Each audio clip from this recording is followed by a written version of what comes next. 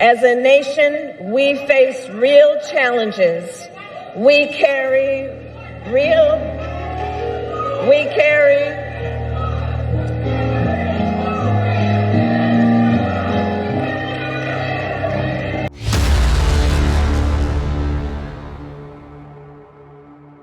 Vice President Kamala Harris, she is losing her mind because once again, she is getting booed and heckled, but not just at the campaign rallies. Now it's at church. Yes, she went to a black church today because, again, she's still trying to pander to the black community. She only started to do this towards the end when the polling came out and showed that black people are not buying what she's selling. Anyways, yeah, she was getting heckled, and we're going to show you that clip, which is fascinating. And there are 2 interviews coming out from Kamala Harris. They haven't released the full interviews yet, but there are a couple of clips I want to address. So why don't we just start with why you clicked on this video. Here is Kamala Harris getting interrupted again during her speech. Watch. I do believe Paul's message holds great urgency. As a nation, we face real challenges. We carry.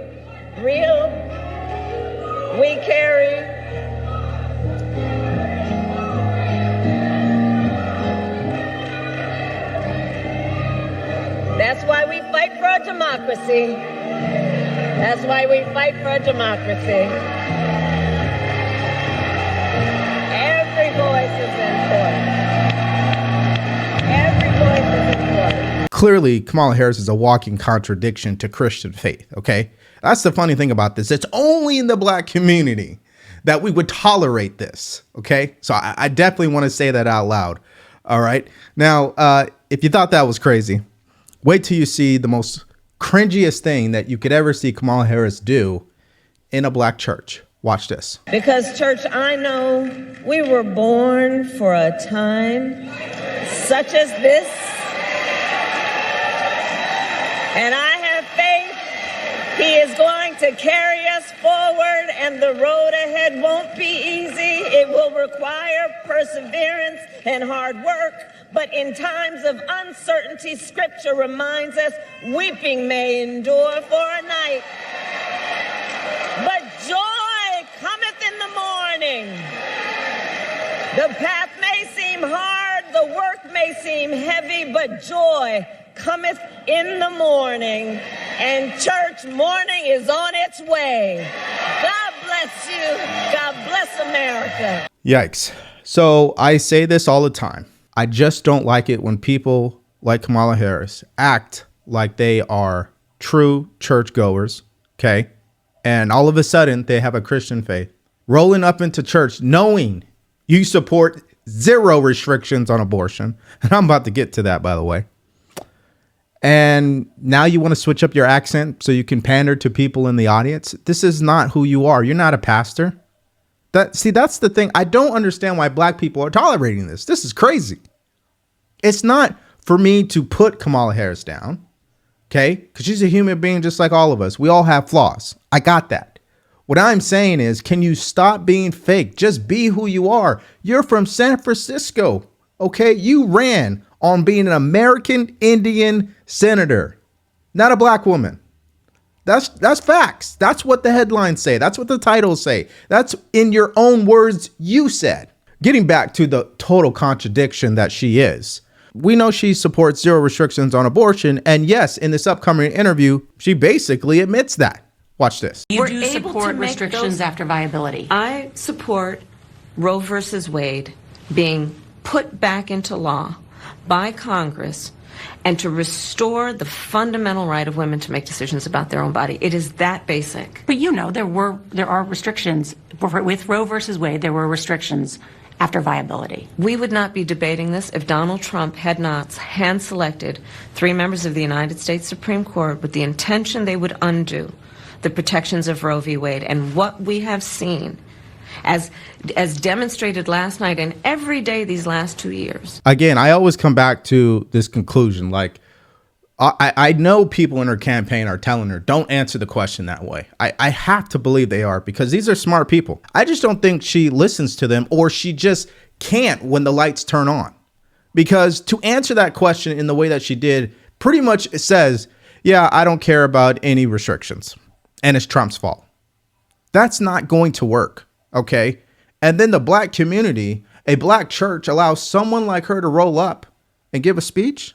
I find it funny. Every 4 years, it's the black community going out there and humiliating ourselves, humiliating our culture. We are walking contradictions. I would respect them more if they just sat out this election.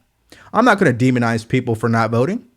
If you believe in your religious faith that it doesn't make sense, then don't vote. That's fine. But to really cast a vote for someone who has zero restrictions on abortion, knowing that when it comes to viability, that is murder, that's just, it's insanity, people. And that's just on the issue of abortion. We're still not talking about the mutilation of children. We're still not talking about putting illegal immigrants before me and you. All right, so here's Kamala Harris pretty much copying Trump again. She's now in a black Philly barbershop. Watch. How's everybody doing? Doing well, good. Vice President, we thank you so much for coming and being with us to have this conversation inside the barbershop. Indeed, that's where all the truth gets listen, spoken. That's look, where the news gets shared. And you know, like this, we kind of breaking the code. We got you in the barbershop. You know, it's a little private, but not my first time. Okay, I'm just saying we got you in here today. Again, I just don't think that she is equipped to be the next president of the United States, not because she's a woman. It's just because she doesn't have the it, right? You may hate Trump, but you know who he is. You know when he walks into a barbershop, he's not going to switch up his accent. He's not going to go to a church and start trying to talk black, right? I mean, he's going to be who he is no matter where he goes. That right there, whether you love him or hate him, American people respect that level of authenticity. And that, I say, is the biggest weakness of Kamala Harris. Now, another weakness of Kamala Harris is on foreign policy. She has no idea what she's talking about as it pertains to foreign policy, especially when you hear the way she answers questions about it. Again, here's her answering a question about Iran's escalating threat in the region. Israel launched an attack on Iran that has raised fears of a widening conflict in the Middle East. What is your message to Iran? Well, first of all, do not respond. It would be a mistake. And we are prepared to defend Israel as we have before. We will again. But the critical point is that there must be a de-escalation in the region. And we are working through diplomatic channels and other channels to ensure that there is a de-escalation in the region. Is there any indication based on the intelligence that you've seen that Iran wants to respond? I can't speak to that, but we've been very clear as the United States that they should not respond and that it would be a mistake. What are the consequences if they do? I'll keep you posted. You can watch more of Nora's interview with Vice President Harris tomorrow on CBS Mornings and on the CBS Evening News. The sitting vice president cannot speak to that. Now, if you ask Joe Biden that same question, I guarantee you he would give you an answer. Now, he may be rambling and he may be all over the place. He may forget what he said, but he's going to answer the question. Okay. She absolutely just dismisses it outright. Oh, yeah, I can't answer that. Oh, you know why she doesn't want to answer the question? It's because she's a part of the administration that has failed to do any type of retaliation when Iran continued to attack either our own allies or our own soldiers. We know that Iran has become increasingly more wealthy and has become more flagrant because of how weak the current administration is. So, of course, she can't answer this question. Now, she has surrogates that are continuing to make excuses for her behavior, her poor performance as it pertains to these interviews. And as soon as that CBS interview drops in full, I will create another video about it. Anyways, I digress. And before I forget, if you're getting value from this video, please like, share, and subscribe to our channel so we get this out to more people like you and me. If you want to support us further, go to the link in the description below. Grab yourself some merch, or you could buy us a cup of coffee. Now, Mark Cuban, who's fallen from grace, he's absolutely unhinged. He keeps going after Elon Musk and Trump. But here's his excuse on why Kamala Harris is terrible at interviews. So I've heard you say a couple times that she's not a good salesperson. Right.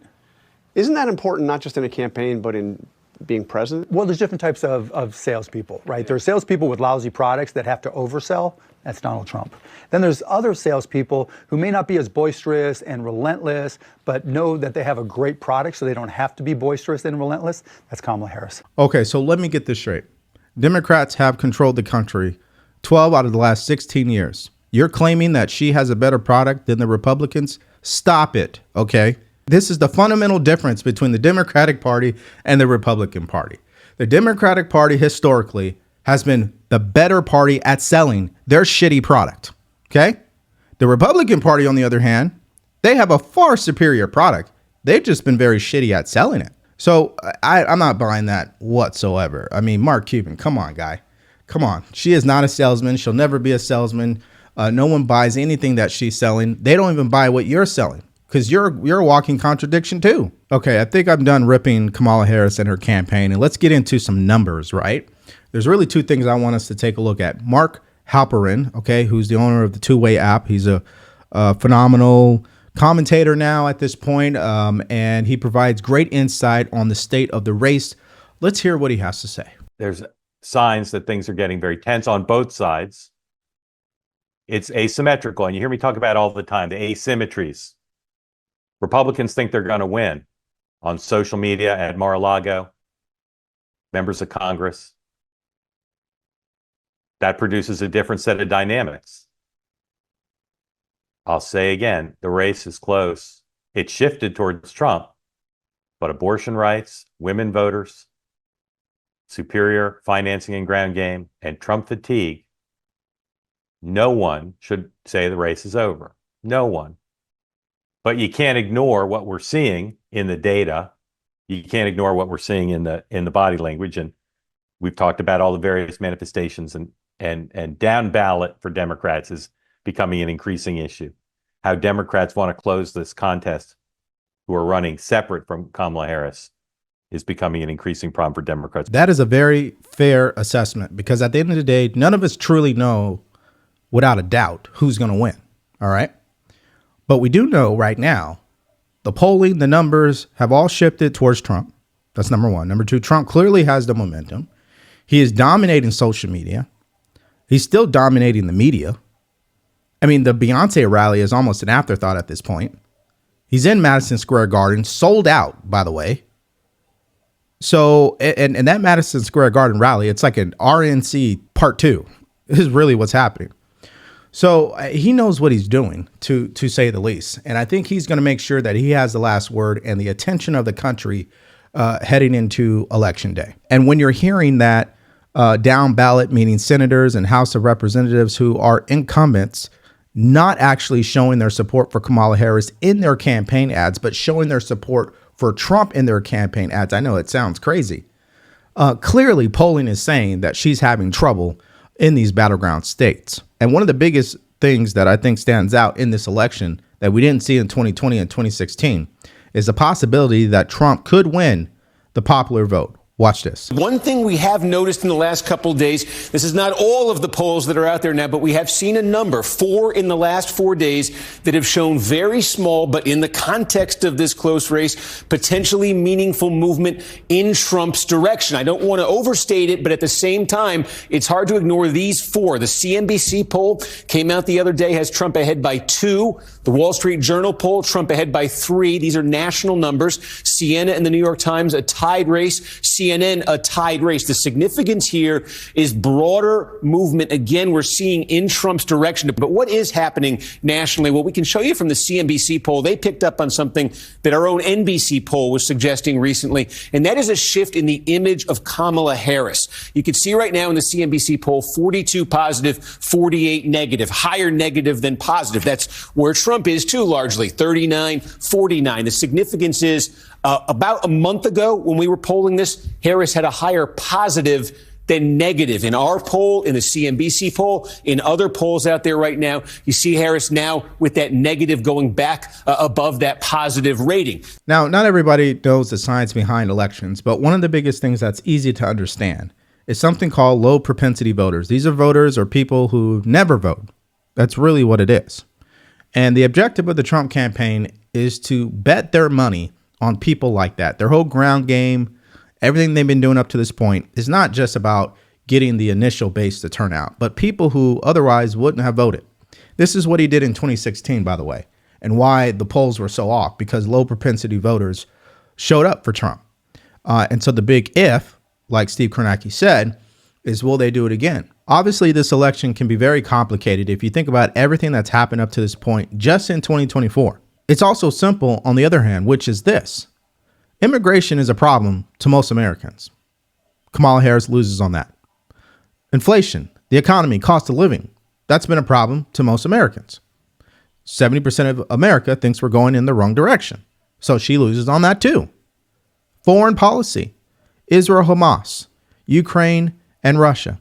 She loses on that too. The only thing that she's going to win on is abortion. So it's very simple what's going to happen. Either Kamala Harris is going to have women from every single corner of this country come out and vote for her nonstop, and she blows Donald Trump out of the water. And currently right now, early voting does not show that. That women that have been early voting, it's a little bit less than it was in 2020. So we haven't seen any indication that that is the case. Now, on the other hand, you could also see, like I just stated, where Trump is going to get people who would have never voted for him. But since the 2 assassination attempts, they've changed their mind. All this lawfare, it's changed their mind. Then including the people who are already going to vote for him. And then you got the people who are just fed up with the nonsense from the Democratic Party. The wokeness, the attack on our children, the open borders, right? The censorship, all of these things. There's a lot of people that don't like Trump, but they definitely do not like what the Democratic Party has done and what they've become. They also are going to show up and vote either for Trump or third party. And that's not going to be good for Kamala Harris. So that is my opinion. What do you guys think about Kamala Harris showing up to a black church, pandering to black people again, switching up her accent? I want to know what your thoughts are about that. What about this upcoming CBS interview? I showed you a couple clips from that. Clearly, she has no answers for foreign policy. And don't let me forget, that whole heckling at the church. I mean, I get the campaign rally. Now she's getting heckled at church. I mean, what's going on here? Now, I've been telling you guys that Kamala Harris is a weak candidate.